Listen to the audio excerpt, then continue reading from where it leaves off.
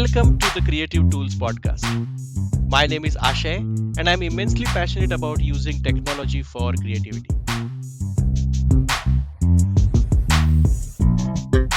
On this podcast, I talk to various creators about what tools and technology they use to be creative. My guest today is Shambhavi Dandekar. Shambhavi is an Indian classical dance artist practicing a dance form called Kathak. Through her successful career since 1990, Shambhavi has carved a niche for herself as a master performer, choreographer, a successful teacher, and art entrepreneur. She is a firm believer of instilling the core values of a good human being in her students through her dance training. Hello, Shambhavi. Thanks a lot for visiting my podcast. Thank you very much. Thank you for inviting me, Ashay. Such a non-techie like me. No problem. So, my first question is, what do you create? Basically, I create dance art. I am a Kathak dancer. Kathak is an Indian classical dance form. And on social media, I create content related to Kathak. It can be performances, it can be just my thoughts and musings, and it can also be some glimpses of the rehearsal sessions. It varies from time to time. Great.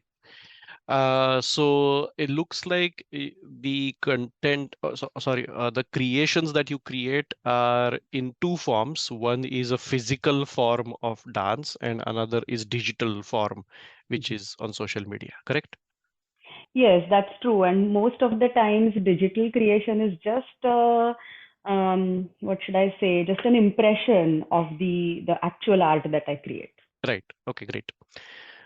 So I want to section this interview into three different parts. So I want to talk about the pre-creation aspect. So before you start creating, what happens, then the actual creation aspect of it, and then the post creation, which is after you create, what happens to that. So let's focus on the pre creation part first. For that, my first question is, how do you receive inspiration for your creations? Um, Well, I'll just kind of walk you through how did I start using social media for projecting my art in the first place. And Okay. also wanted to clarify, when you say how do I create, do you mean create content on social media or create my art? Both. Both. Okay, so it's going to be quite an extensive answer then. Hmm. So it's it's a wonderful question because my husband, who is a techie and a complete non-artist, he always keeps on asking me, how do I create art and where does the inspiration come from? What are the tools used for it? Hmm. And there is no concrete answer to it, at least not, I don't have one. But from what I have thought about it, I think for any creation to survive and sustain, the first thing that you need is instinct plus training plus tools. And let me just give you one example for it. For example, I am an Indian classical dancer and I have trained throughout my life since I was very young, which has given me a certain vision into my art form. And my training has given me tools. And there is a lot of inspiration around me that I call instinct. So if there's rain outside and I look at the rain and I feel that I can capture this into my art through foot tapping, footwork, um, that's my inspiration. But then how do I do it comes through my training. And how well do I do it? That's something that I personally contribute. How I actually capture it. That's my personal contribution. So I think that's the creative process in a nutshell for me. Hmm. And it, of course, like you are a creator yourself, you know that it's very hard to put your finger on something and say that this is how something is created. Hmm. Hmm. It's such a it's versatile combinations of something that is abstract and something that is concrete. Hmm. Um, but creative process to me, in a nutshell, is a combination of all those aspects that I just mentioned, and I have tried to simplify the answer as far as I could. So then what you said is exactly right. There are two aspects of two aspects or two steps in the creation. There is an organic inspiration, and then there is a very concrete Hmm. manifestation of that organic impression. And for me, those two things are connected by some kind of emotion in between. Um, however, um, like for example, when I make films, so for filmmaking, I'm not necessarily making films all the time, but because I make films, I watch a lot of films all the time. Now, when I watch films, I may find something inspiring, and for me to record that inspiration is like I text to myself like, okay, I found this scene in this series inspiring. But my problem is I keep on texting to myself every single day. When I actually make film, the moment of inspiration hitting and the moment of actual creation could be separated by months and years in between. So how do I make sure to remember the inspiration that I had 2 years ago is something of a big challenge for me. So how have you solved that challenge for yourself? Um, well, I think for me, I just rely on the fact that if the inspiration is intense enough and if it has hit me really that hard, it will stay with me Hmm, and it will keep haunting me from time to time. It will keep coming back to me. And probably if it doesn't, then it was just that one light hue of color, you hmm, know, a passing phase. It came, it did something to me, and it went. Not necessarily that it was something so important that I could create something out of it. hmm, But still, it has enriched me as a person and in turn as an artist. So definitely, it will make some impact on my next creation, hmm, but not in a very concrete, tangible way, in which it would have been if I had created some art based on it or hmm, from it. So hmm, that's my very simple understanding of this. Because a lot of times this happens. Just yesterday, I was driving and I was thinking about an upcoming project.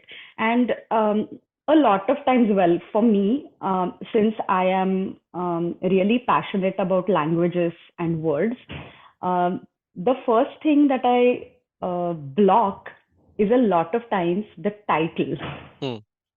And it's very unlike many art creations because mostly the title comes in the end. Yeah. But a lot of times, title is something that I am fixated about. And a title came to me, and I was so happy about it when I was driving. And then when I reached my destination and I started talking to people, after 5 minutes I started recollecting, oh, I and it had gone. Hmm, It just vanished. I could not remember it. But with practice, with time, with life, I have now understood that if it has vanished, it wasn't that important after all. hmm. But then, so that means you depend on the intensity of the inspiration that is hitting you for it to come back to you eventually in future. Is that correct? I don't depend on it. I just let it flow organically. And it'll be very untrue if I said that in all my art creation, I always depend on inspiration. Because for a professional artist, and I think that's the difference between you and me, and I really envy you, the part that you are not 100%, your livelihood does not 100% depend on creating art, but mine does.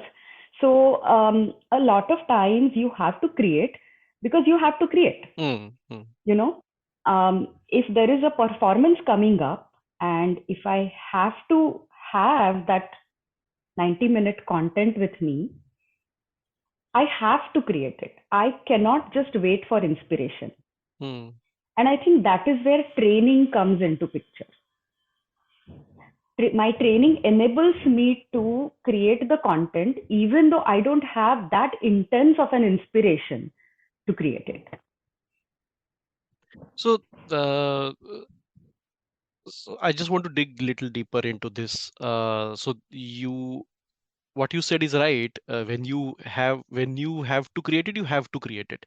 But then in that situation, it would be important then to record as much inspiration that you get, so that you don't have to,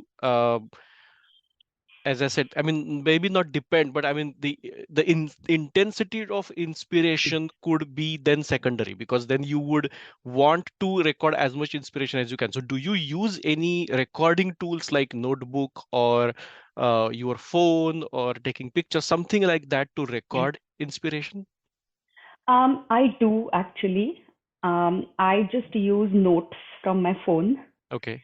and you'll find several notes where I've just kind of written um, a few lines on something, or just made a quick note in a few words, Hmm. but that's there.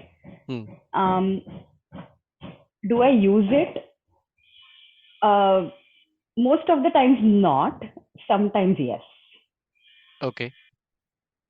And when you say, "Do I use it?" So why don't you use it? Um, I don't know. One day when I'm just kind of cleaning my notes, or when I'm just kind of sifting through them, maybe I'll come across it, and then I will realize that, oh, this is good. Let me try this. Hmm. But as I said, for me, the process is very organic. Hmm. And especially, I'll tell you one thing. So, when I lived in India, and I have been pursuing my performance career in India for about 18 to 20 years. And after that, I'm here in the US for the last 10 years.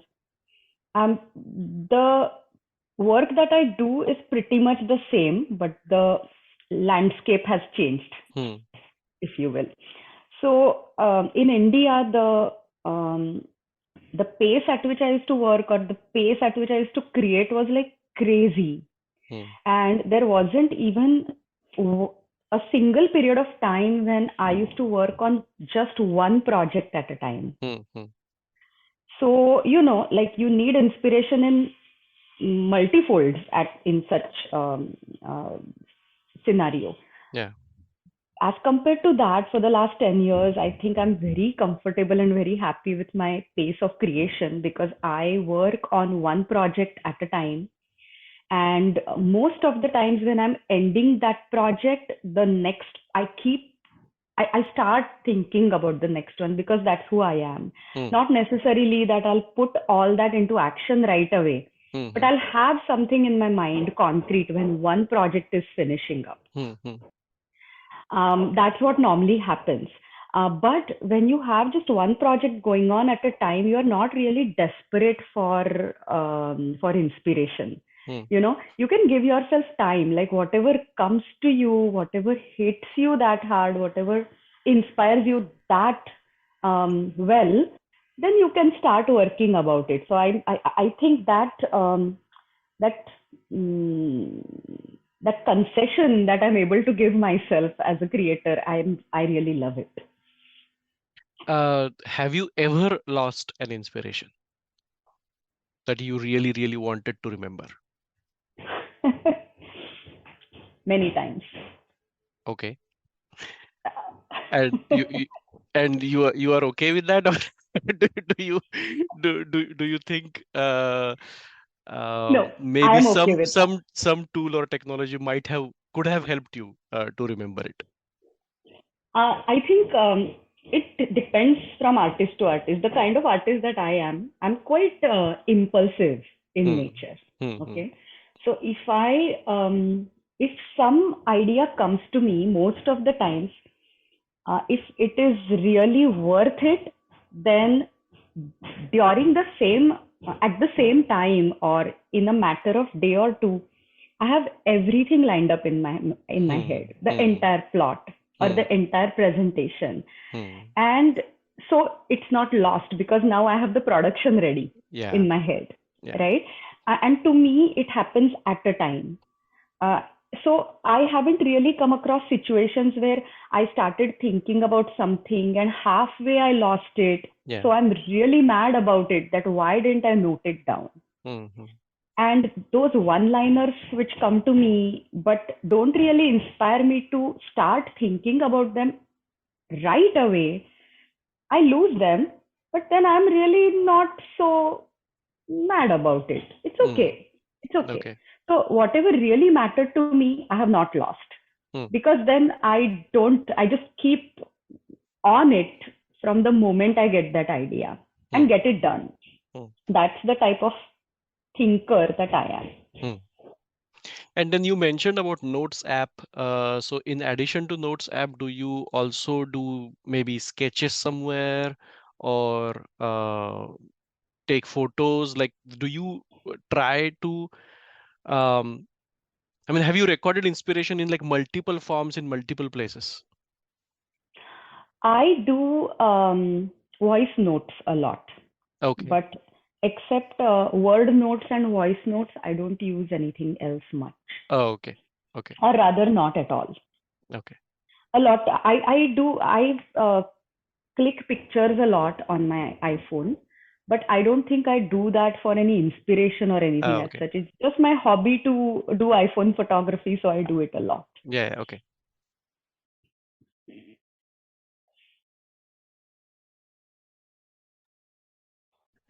Um, So this is a great segue to go into the creation part of the interview, because you mentioned something about the creation being in your head before it is actually physically in front of your eyes, which is exactly what I want to talk about in the creation part of the interview. And I will tell you why I resonated with that concept, because in films, I feel the same way. So, so in the creation aspect, in my mind, there are usually two major steps that happen. One is you build a prototype of your creation, and then the second one is shaping a prototype.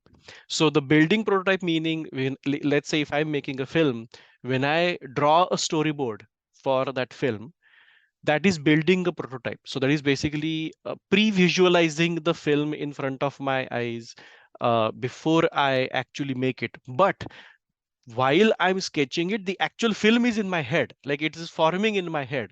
It's just not in front of my eyes, but it is forming in my head. And then what happens is the shaping prototype action, where um, now I have this media, which is audio, video, music, whatnot. And then the whole process is basically uncovering the creation that is already in my head from that uh, mess that is in front of me.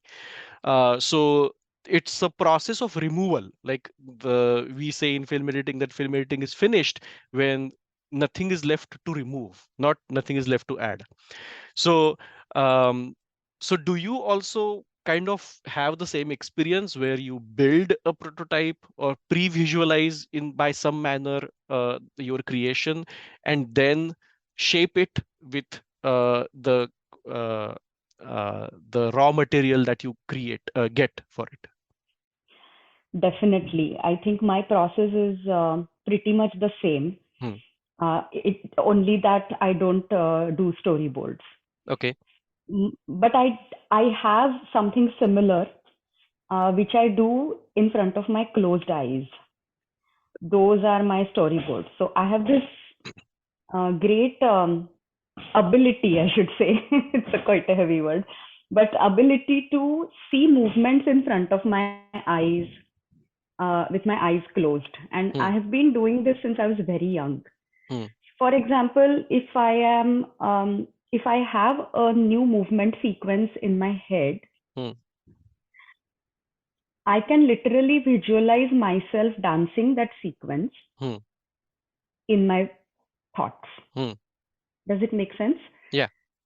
So if I literally close my eyes I can see myself dancing those movements. Hmm. And that's how I think in my thought I start choreographing things. Hmm. And the same thing is true for group choreographies as well. Hmm. Now that's my storyboard, Right. right? I'm kind of putting a certain number of things in a rough sequence. Sure.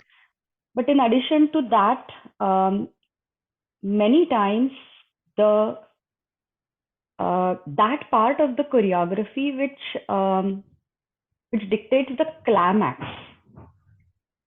I am fixated on that first, and then everything else kind of builds around it. Hmm. For example, you just saw Smell the Roses Hmm. contemporary choreography in my performance. So, the last scene where all the women are chopping vegetables, driving, typing, taking care of the babies, that one sequence where they are completely robotically going about their life, that was the first one that came to me. Hmm. And that was the first one that I built on them as Hmm. an exercise. Hmm. But actually, in choreography, it was towards the end. Hmm. So that was the culmination, but Hmm. that's from where I started and then built everything around it. Hmm. And as you said about editing, yes, I keep changing the movement sequences. I keep doing smaller edits, smaller changes. The scenes get rearranged a lot of times. Um, the way in which scenes are placed, Hmm. that sequencing gets rearranged. Hmm. There is a lot of editing that I do in my choreography, and that unfortunately that goes on sometimes very very close to the performance, Hmm. which kind of is a bit troublesome for the dancers in the troupe. Hmm. But yes, I edit a lot. So, the the reason why I have to sketch, like I will give you my example, and then you tell me how whether it is the same or different. So the reason I have to sketch is because even I can imagine images in my head, but I'm not the only one who is going to make them appear, because I have to convey them to my cinematographer. I have to convey them to my talent in front of the camera. I have to convey them to my prop artist. So I have to be able to convey the image that I'm seeing in my head to, let's say, 10 different people who have 10 different functions from coming out of that image. And that's why I have to put it in the some kind of pre-visualization form for them. So for you, when you are storyboarding in your head, but then when you are not alone dancing on stage, but you have to convey that movement to your troupe or your artists, how would you do that then? Do you What tools do you use to convey the imagery that you are seeing in your head to them? I 99.9% of the times I use only words. Okay. And I think as dancers, all of us are trained to visualize very quickly. Hmm. So even the members of my troupe, being dancers, trained dancers, I think when I'm saying something to them through words, they are also painting their own picture Hmm. in their head. Hmm. So I think it's just different from field to field, Hmm. one creative field to Yeah. another. Yeah. That's what I'm kind of inferring here. Yeah. Yeah. So the most I would write on a paper is, in a group choreography, how would I place my dancers for a particular part of Hmm. choreography? Like the formations is the Hmm. crude word. Hmm. So I would note down the formations and I would pass them on to the troupe Hmm. just to understand the positioning, Hmm. Hmm. and that's all about it. Hmm. You know, But apart from that, I do make my dancers write their own thoughts sometimes, especially if it is something that is very close to their own selves. Hmm. So writing is a part of it, but that's again not connected to storyboarding, right? Hmm. Hmm. So, since this is a stage performance that you are talking about, I will tell you what I heard from a theater director in these interviews. So, usually what happens is the difference between theater and film. So, film, you have variable space and variable time. So, your x-axis is usually time in film, and then on that axis you are basically placing different images of different spaces. For theater, space is constant, but time is variable. So that person told me, like, I asked him, how do you create your creations? How do you pre-visualize? He's like, okay, I kind of imagine the stage. I'm looking at the stage like a top view, and then I'm imagining the stage in front of my eyes, like I'm looking at it from the top. And then I imagine, okay, for this particular scene, the actor is going to enter from this wing, or the actor is going to enter from this wing, and then he has like these, think of it like z axis, so he has these different moments in time imagined for that top view, for the entire play. And then when he imagines that, that's how it helps him direct the play, because now he knows that, okay, this scene is going to take place with these actors entering from these locations, and then going to happen in this area of the stage, then this area of the stage. So that's how the that's that's a big revelation for me, because I never worked in a space where space is constant. I was always in a space where space and time both are variable. So since this is also a stage performance that we are talking about for dance, do you also think like this, or you have some other ways of thinking about your performance on stage or movements Hmm. on stage? So I think dance medium is pretty much the same. We have space, time, and energy at our disposal, three Hmm. main components of choreography. Hmm. And so I don't think I consider z-axis because I don't have access to it unless I have an aerial camera, an aerial view, right? Hmm. So I imagine my choreography only on the basis of x and y axis. Hmm. That's what I've done so far. Only one time for a shoot, since we had already decided that we are going to put a camera on the top for the aerial view. That was the one time for that particular shoot. I also considered z-axis and looked at my work, uh, planned my work accordingly, where like it would give a kaleidoscopic Hmm. effect on Hmm. screens. Hmm. But it's mostly x and y axis, and all that the theater director says is true even in um, my work. It's only that I don't put it on paper, Hmm. honestly. Only a few things that are probably when I fear that I might lose this, I put it on paper. Hmm. But it's very seldom, and that's also I think one more fact might contribute to it, that I have a very solid memory, Hmm. especially when it comes to my work component. So I Hmm. don't forget stuff easily. If I have one movement sequence in my head, uh, I will remember it. I will certainly remember it. So Hmm. that might be one reason why I don't put things down on paper. Hmm. Also, I have a feeling that when I put things down on paper, um, that kind of constricts me. I stop thinking there. Hmm. It's like period, done. Hmm. Hmm. So that's another fear. I that probably that probably stops me from noting things down. Hmm. Hmm.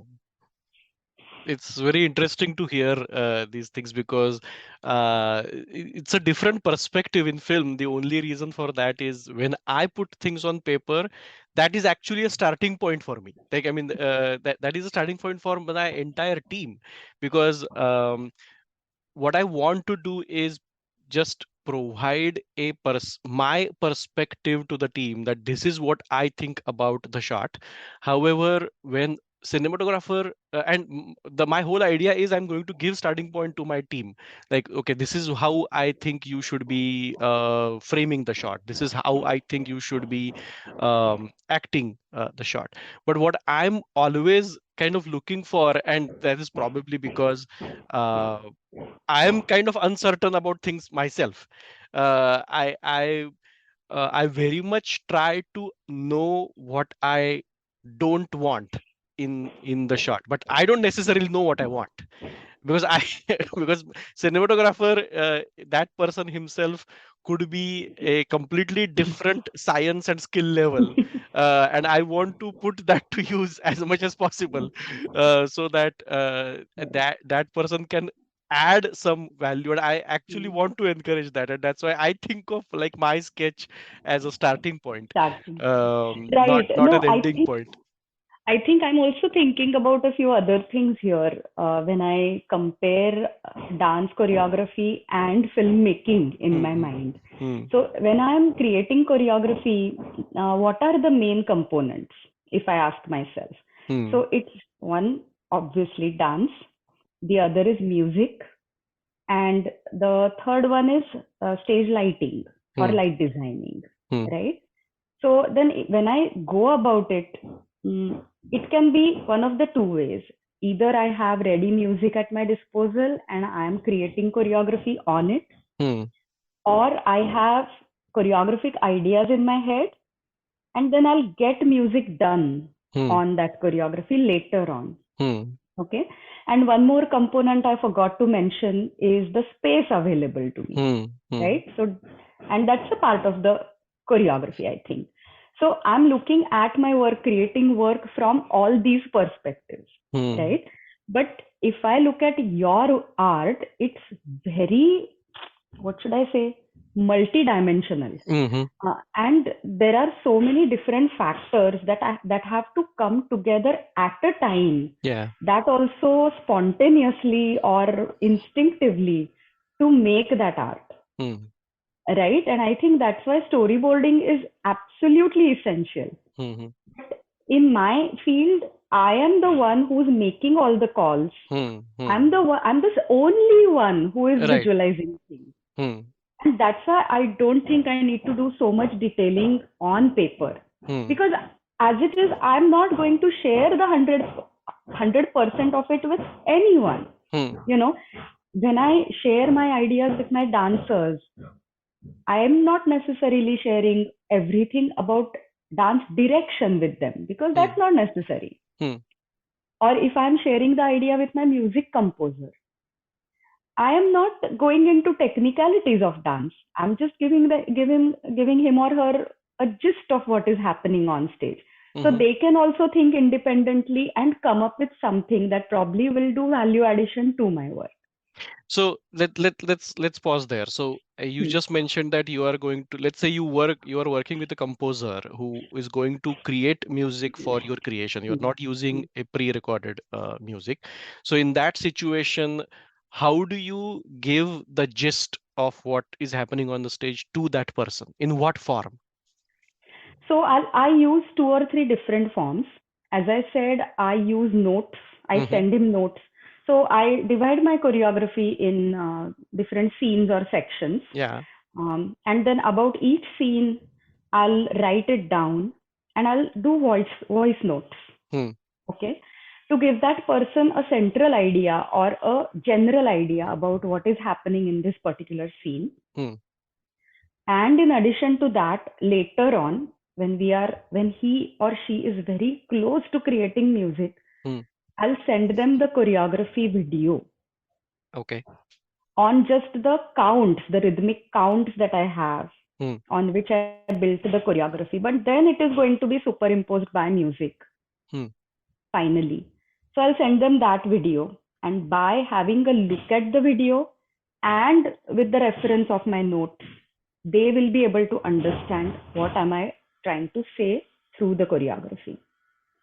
Is But there a back and just is there a back just and not forth in this? Yes, absolutely, like crazy back and forth. I can't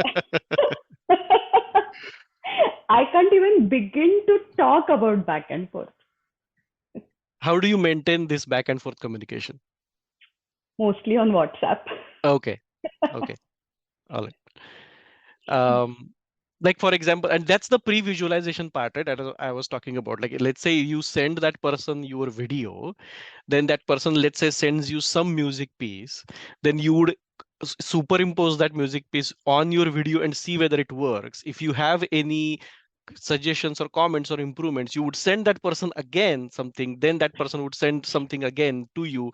Or when that person sends you a music video, and when you superimpose, that may turn into some new movements that you would want to add to your dance. So that's another back and forth. And I mean, all of this back and forth, then um, the challenge that I see as a creator in this, there is tremendous back and forth with me as well, with my cinematographer and stuff. I mean, the challenge that I see is the more tools you use for this back and forth, like let's say WhatsApp, Google, I don't know, YouTube, Hmm. whatnot. The more tools you use, the more there is chance to lose the creative information in the transformation of the tool. So the maintaining the integrity of creative information is difficult in this scenario only because you are trying to transform. There are different types of media that's happening. Text is one, video is one, sketches is one, music is one, audio is one. And because there are different media that are getting used for this communication between two artists, um, the the integrity of creative information is at risk, sometimes at risk. I And don't I feel don't free. necessarily agree with you. Okay. I'm a woman, and so obviously I talk a lot.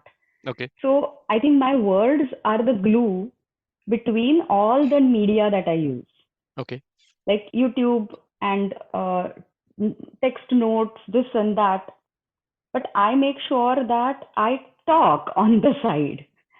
For example, when I send my music composer first rough draft of choreography to look at, Hmm. I'll make sure that I'll add my verbal comments there, or I'll add a footer Hmm. there, Hmm. a scroll, which says ki आता इथे हे होता है, Hmm. this is happening here, this is happening, this is what the dancers are displaying. Because he is going to play mostly the video on his phone, Hmm. right? Or on his laptop, whatever it is. But that's going to, as you said, that is going to filter a lot of sensitivity that I have put in my choreography. Hmm. So I think my words play the bridge here. Yeah, so this kind of goes back to where you are saying that you are the one who is at the center of your creation, and you are calling the shot. So let me ask you a question about that. So do you, when you are creating, then do you feel lonely that you are the only one who is making creative decisions? Oh, never. I'm Okay. very happy that it is that way. Oh, Okay. absolutely. I have never felt lonely. Um, well, there is one thing definitely. I am always surrounded by people from whom I can get feedback. Okay. I have my gurus, I have my family. Sometimes you want a feedback from someone who doesn't understand the nitty-gritties of your art, Hmm. just a third person. I'm surrounded by all kinds of people, and I definitely go to them for feedback. Hmm. So I really don't feel lonely at all. And another big source of feedback is my dancers, Hmm. my musicians, my creative team. They all are there for feedback. But Hmm. as you, they are not a direct part of my creative process. Well, Hmm. they are a part of the creative process of the entire piece, Hmm. but I think it's different than filmmaking. Hmm. Hmm. Yeah, sure. Yeah. Okay, so now let's move on to the post creation aspect. So now you have created your creation. How do you release the creation? When I say release, let me be more specific. I don't mean to say release meaning release in the public for feedback? I mean release from yourself. Like how do you make sure that your creation is complete from your end? How do you distribute it and how do you market your creations? So most of the times I create art to be performed on stage, Hmm. and it means that it is performed more than once, Hmm. right? There'll be several performances of that particular piece. And in that case, the moment of release sometimes happens after like 10 or 15 performances. Oh, is it? Okay. Till then, I'll keep thinking for every rehearsal session. I'll keep looking at my work from a very critical viewpoint. I'll still make smaller changes, or sometimes I'll just scrap it. It's not working. Hmm. You know, how much soever I love the idea, I don't think it's coming out well. But then I have that facility of scrapping work because it's not like scrapping a film. Hmm. So Hmm. it's not as expensive as that. Hmm. Hmm. so so I have scrapped my work in the past. I hold on to it. I keep critiquing it, making small changes until there comes a point where I feel that no, now this I don't think I'll need to touch it for the rest of its life. Hmm. And then I think that kind of makes the choreography relatively permanent, Hmm. I would say. Because if I look at it after 10 years, art is ever evolving, right? So after Hmm. 10 years, I might think that, oh, this is not relevant anymore. I need to make changes. But then at least until that time, for me, I have released it. Hmm. Has it ever happened that your own creations have become your inspirations for future? Yes, definitely. Especially those creations which have been well, let me just think about how to phrase it. I just spoke about a few pieces which shape up so well that you don't need to touch them or change them for quite a long Yeah. period of time. They are relatively permanent or comparatively more permanent than others. And I think those pieces are my best inspiration because to me, um, we know that art is fleeting, Hmm. right? And to arrest that, such a, what should I say, um, that frivolous or fleeting, I'm really lacking, I'm failing to find the right word. It's very fickle sometimes, you know, and that fickleness, if you want to arrest in your own medium, and if you're able to do it well, then I think it's something to be really proud of. Hmm. So that kind of work that I have created in the past, that has always, like, I keep thinking about it. What made it so permanent? Hmm. What made it so good? And although I am the same one who has created it some time ago, I think that it was a different person, Hmm. you know, because I cannot touch upon every point in that creative process, Hmm. unfortunately. Hmm. I cannot touch upon it, and that's why I keep wondering, how did this idea come to me? Hmm. How did I put it so well in movements? How is the flow so good? How is the graph so good? And that kind of sometimes keeps amazing me. And in the same way, sometimes I'm really ashamed of myself too Hmm. for a bad creation. Hmm.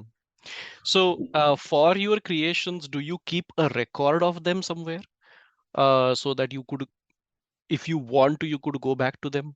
Like, for example, I mean, for all your creations, have Yes, you kept records of all your creations somewhere? yes, And in yes. So and in I what have form? a video. Okay. Yeah. Earlier it was VHS, then DVDs, now Hmm. digital.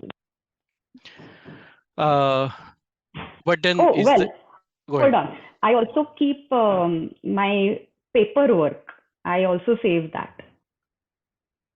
Paperwork, as in what is the flow of the choreography, how many times does a line repeat, what are the Hmm. rhythmic interludes in between. Hmm. So I have a script ready for that.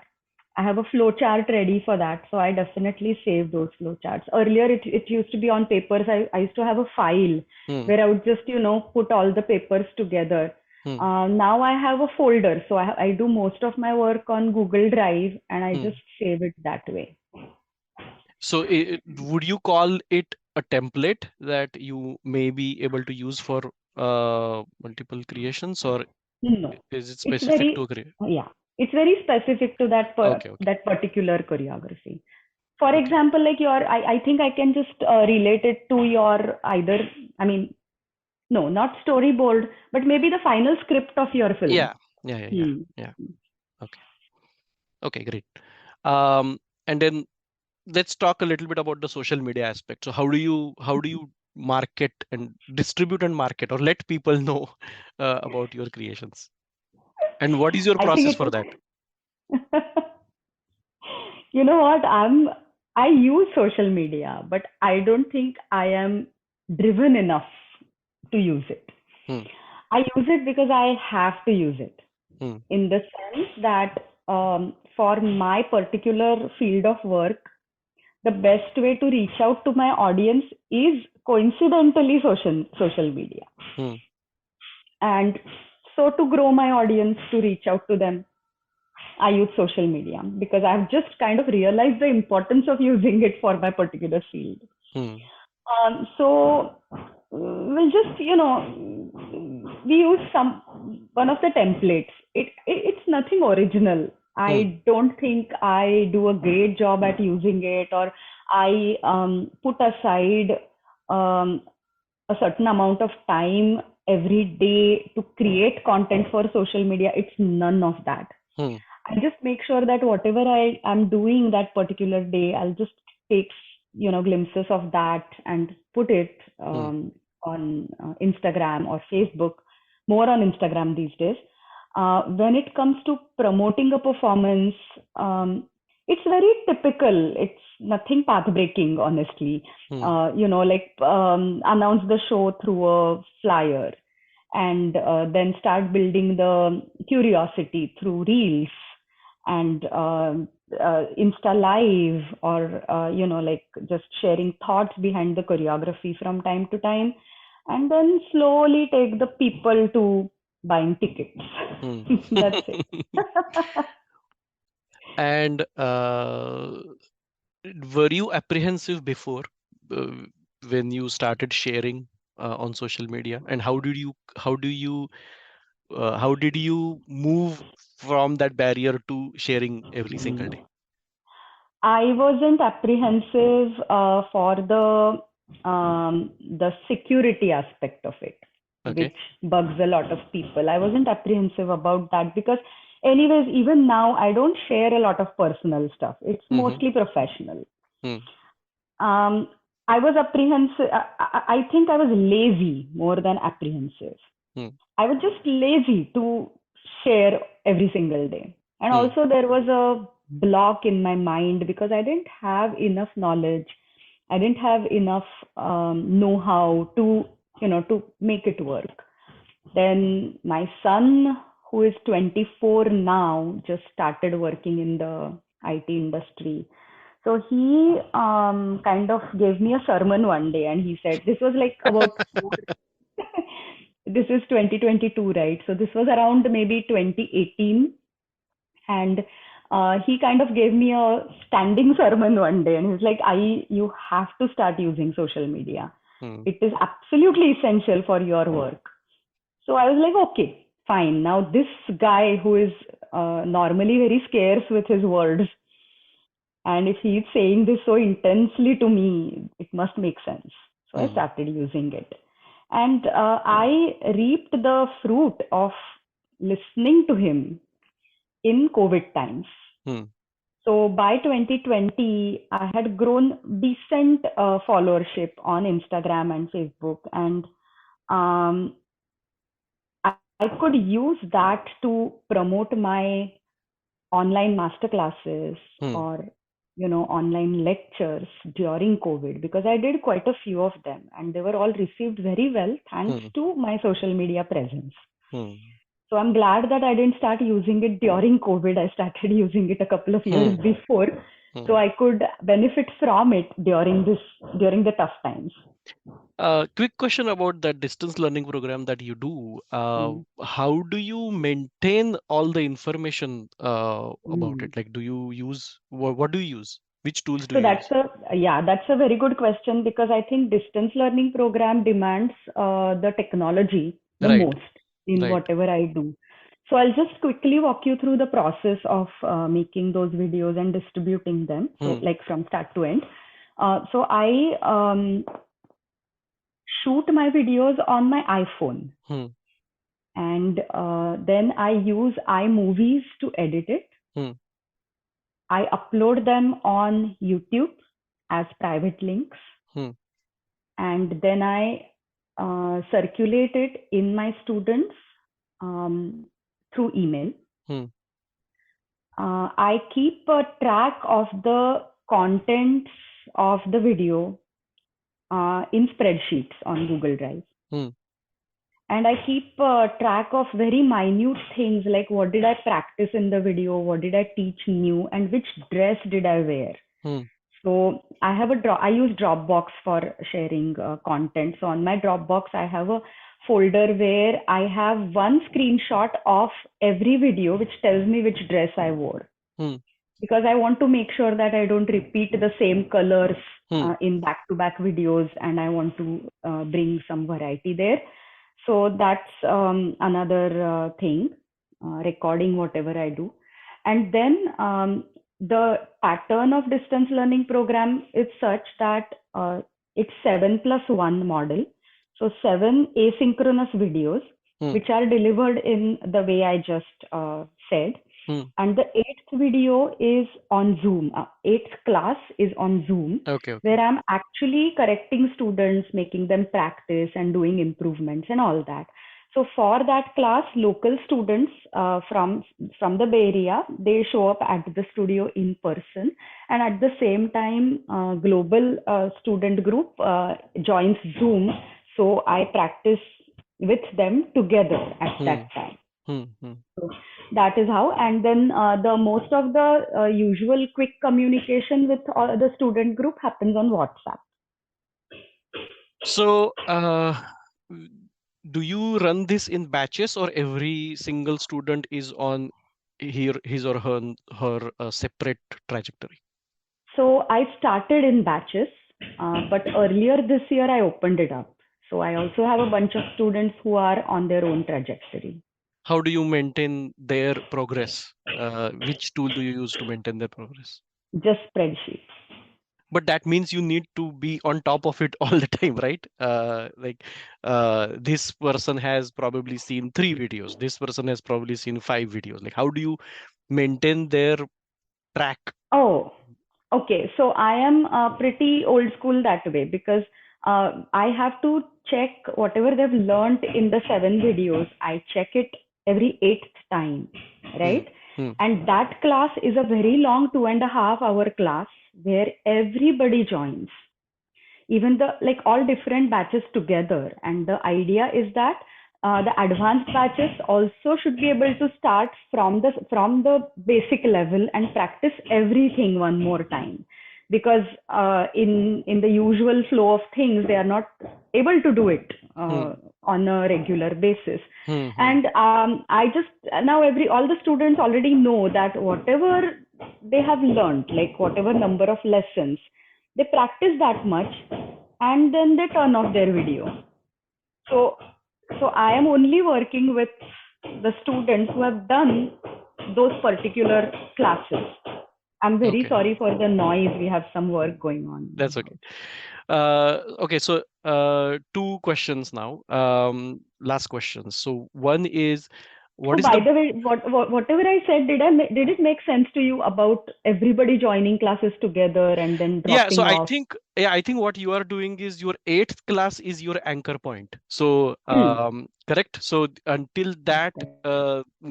some people might have finished 7 videos earlier. Some people might have Correct. finished 7 videos right before the class, something like Correct. that. Correct. Okay, Correct. so That's true. and that way you could keep track of your students.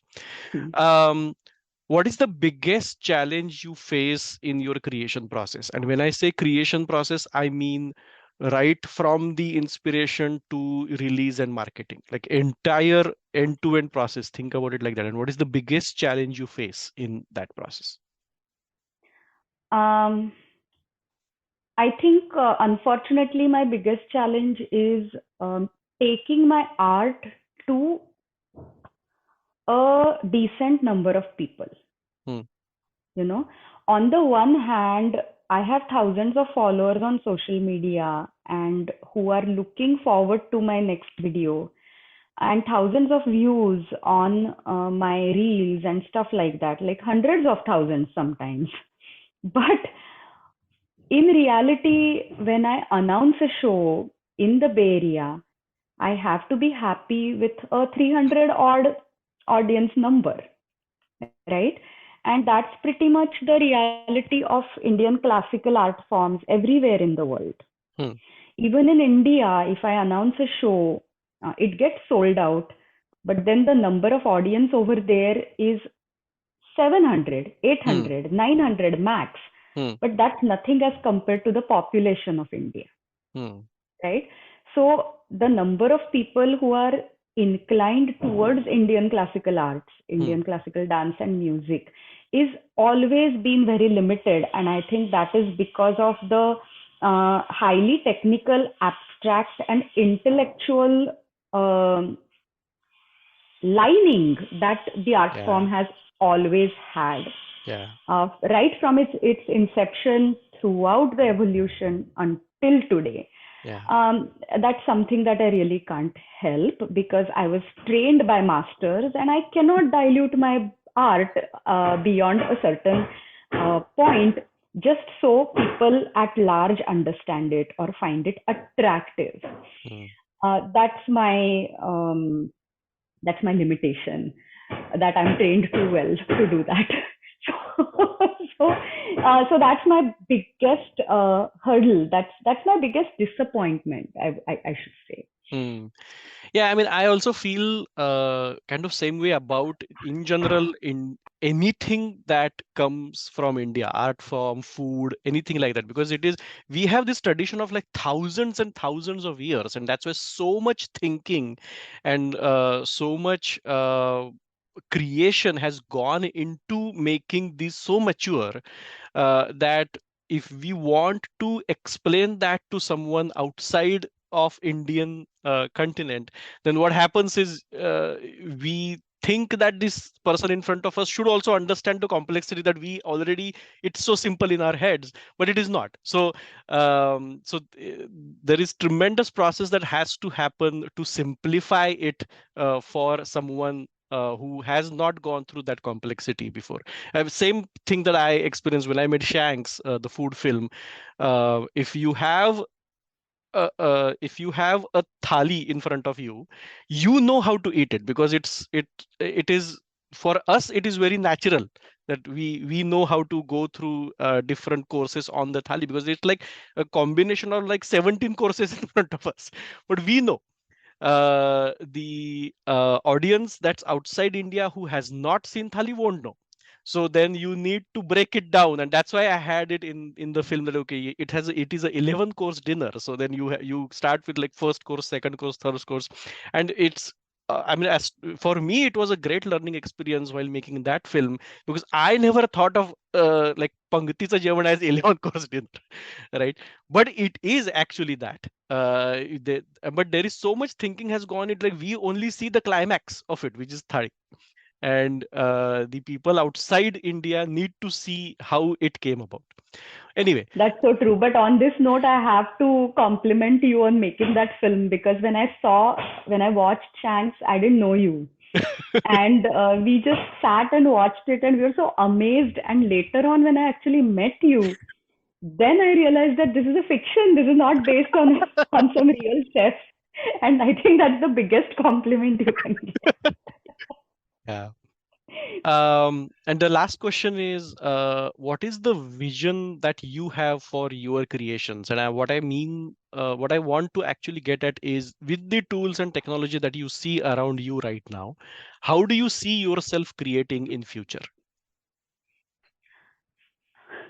Do you see The yourself creating answer, something different? I mean, in some different manner. Go ahead. I want to explore. Uh, I want to explore working in front of camera more Hmm, in future. hmm, What fascinates me is filmmaking.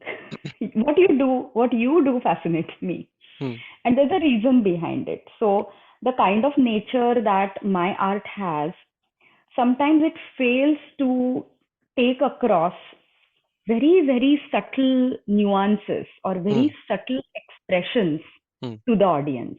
hmm, And that's especially because there are no words, and there isn't a technique of taking the audience very close and deciding for themselves what to watch. hmm. That's exactly what a camera does, right? Yeah, You show the audience what to watch. right. So I want to have that privilege so I can tell people what to watch in the choreography. That's what I Okay, want to do in the future. great. All right. Thanks a lot, Shambhavi. It was great talking with you. Thank you very much for your time. Thank you very much. It was very lovely and thought provoking for me to be a part of this conversation. Great. Thanks for tuning in. If you are a creator, I would love to talk with you. Please connect with me through my website or social media. See you in the next episode.